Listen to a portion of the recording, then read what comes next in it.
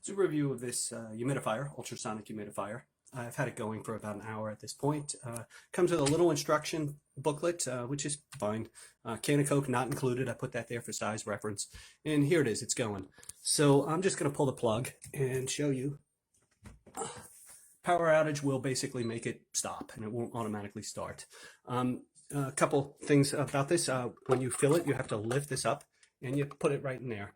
So, you can't pour the water right through the lid. This does not pivot, it's fixed. And what you have is you have 3 buttons here.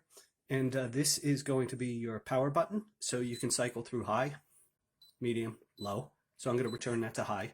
And if you notice, it basically is with the white light, you're going to look at the code above it, high, medium, low. So it's on high. They reuse these lights for the timer as well. So when you want to use the timer function, or I believe they call this sleep, you press this and it'll temporarily be green. That's telling you it's 8 hours.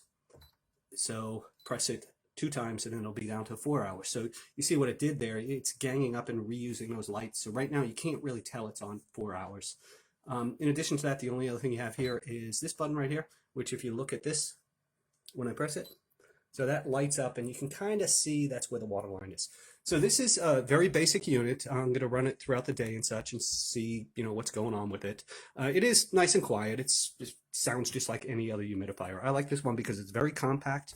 The things that I'm a little bit negative on, but I'm going to play around with are, I don't like how they use the same indicator lights for these. I think that might be a little confusing. Like, for example, if I gave this to my senior parents, this does not pivot. And you can't fill it right through the lid. You have to kind of lift this up and fill it. But, this is your basic, simple vaporizer, and I think it's going to be a very good choice for people. I'm going to run it for a day, and then I'll update my review.